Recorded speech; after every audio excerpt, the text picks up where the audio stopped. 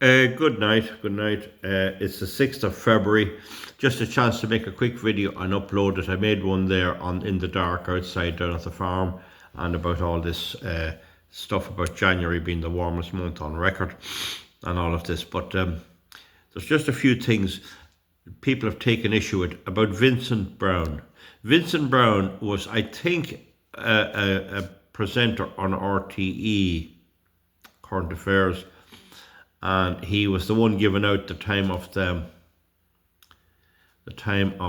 economic collapse, and he was tackling the bankers and all of these people. And then he went over to some of the other crowds, one of those independent stations. You know, I don't look at television. Was it Virgin Media? Someone said, I don't know. But I can tell you the studio was in Ballymount in Dublin. The studio was in Ballymount. And he had shows going around the country where people could participate. And I wanted to get me speak in about the windmills being built contrary to the SCA directive.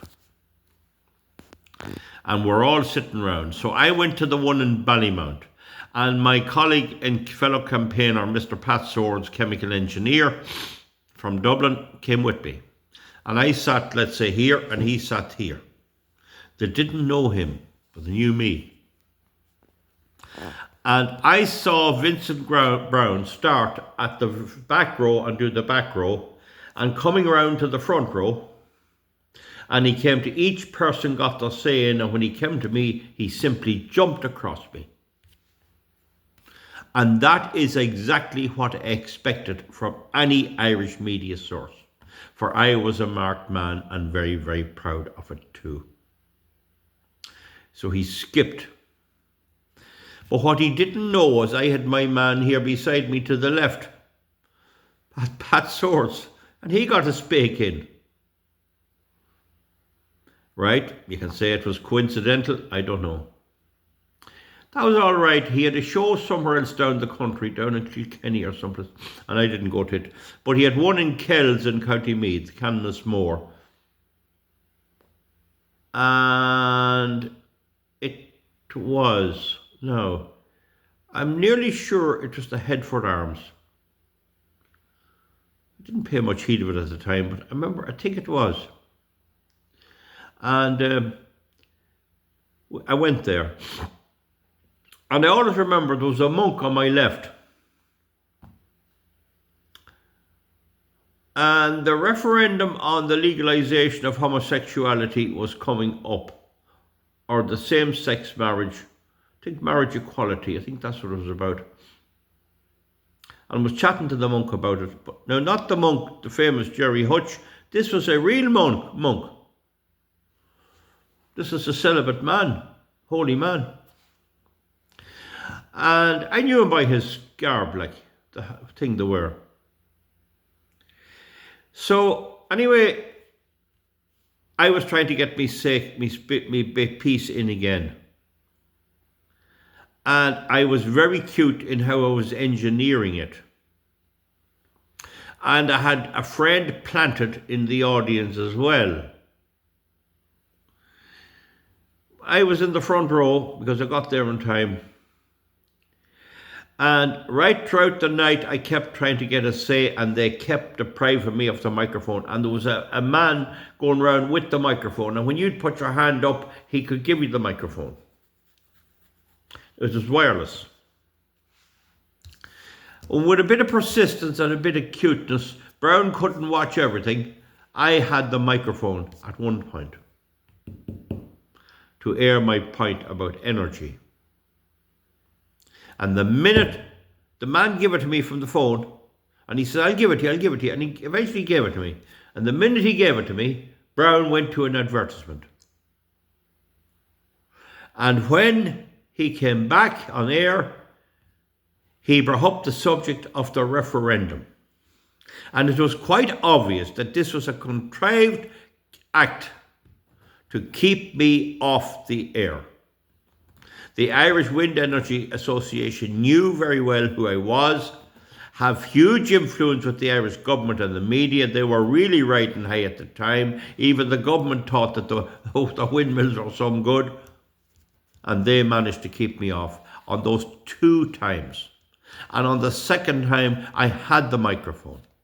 And Vincent Browne went to the ad break. Now, when exactly was it? Some bright poster has said, "Oh, you're wrong, Vincent Browne's long gone." Well, we have a saying down here in Cavan, but it's not very kind. You have your something or other. I'm not going to say it publicly. You have it in buckets.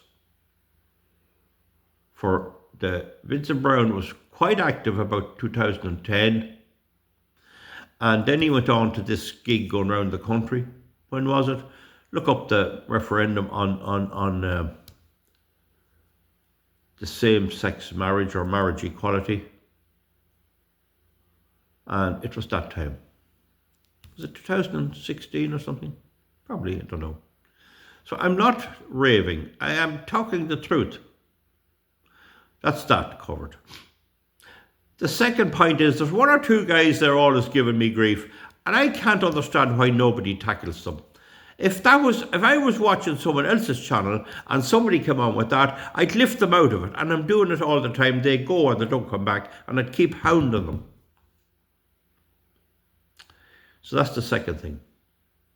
The third thing I made the point already was how this situation of me wanting to comply, desperately needing to comply with YouTube's rules and guidelines and community guidelines, which are at odds, as far as I can see, with American government policy, and YouTube is an American channel. So they need to issue specific guidelines to presenters on how we manage that. Do we launch some kind of a protest against the American government? Should I get a fishing boat and a few boys, and will we travel over and go up the river? Is it the Hudson River or the Potomac? Is it? What's the river in Washington? Potomac.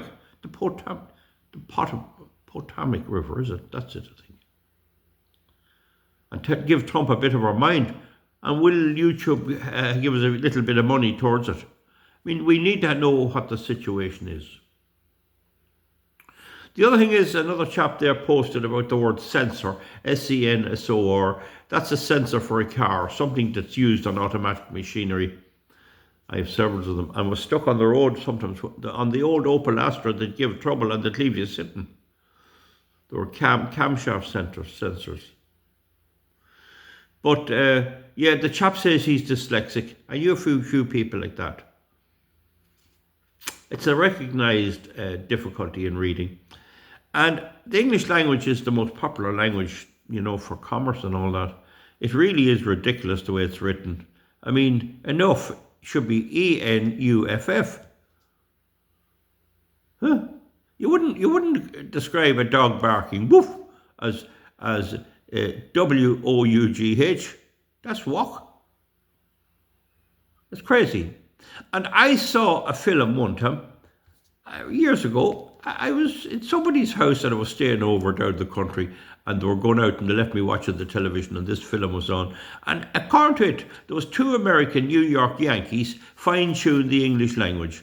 All those English words and everything were all updated by 2 guys invited over by the King and the British government way back in the 1800s. That'd be the 19th century. Anyway, I'm only telling you.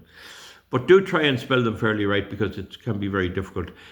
People be texting from smartphones and doing the best they can, but just try and get it middling right. Now, I see there, I mentioned before, I just happened to see it there before I go now. SSE is building a power plant in Meath and a power plant in Tarbert and Kerry. SSE electricity. So why are we building fossil fuel power plants when we have all this wind energy? Does nobody see that? Well, the reason is that the fossil fuel plants are powering the wind energy. They are a scam. They don't work at all. President Trump has realised that, and he's holding an inquiry into it, and it should find what I'm telling you is right. And the more windmills you have, the more fossil fuel you need to power them. if you're dealing with it complex. Of course, if you're an idiot and say, oh, sure, if you have a windmill going up there on a windy day, that's so much fossil fuel you're not burning in a power plant and no emissions at all. Of course, there's people who believe that. Anyway, we'll see how it goes. That's a 10-minute video. There's probably other things. Oh yeah, about the Shamrocks and Patrick's Day. There's no invitation to the government yet from Trump, but that doesn't mean it wouldn't arrive. I think we should I might draft a letter to the White House and say not to bring them. They're not deserving to go to America. They shouldn't be allowed to go. I would love to go over and protest, but I can't. It is ridiculous allowing Micheál Martin or that other Harris fella to travel to America and meet Donald Trump. Somebody said about me not being able to be fit to tie the laces of Trump. Well, definitely they're not. Anyway, I'm a big Trump supporter in many ways. Oh yeah, there was a question asked then about Israel will drive the Palestinians out and they'll have to be put into Ireland. Very cold climate for them. Trump's idea is that they go to Egypt and Lebanon. The Arabs have 500 times the amount of land that the Israelis have. Not saying there's anything right or wrong with that. I think Trump will be talked out of that position. It is a ridiculous position. I think he will be. There'd be massive resistance to that all over the world. I think there would. Unless they could get a very close position and be secure in it and own it. But the Palestinians made a big mistake. They voted in Hamas instead of a more moderate government. And Hamas is a brutal killing, raping villains. And they're running Gaza. And Trump's idea is root them out of it, take it over under American control. But the problem there is that the Israelis then will end up with it, which is the objective in the beginning. I'm not going to endorse that either. Anyway, enough about that. There's the rest of the world to worry about as well. There's not much point in saving Gaza if we're all wrecked ourselves, and you see the victims we are of the woke cultural Marxist medium and how they're using every trick in the book to cheat in everything. And in that regard, Trump is good.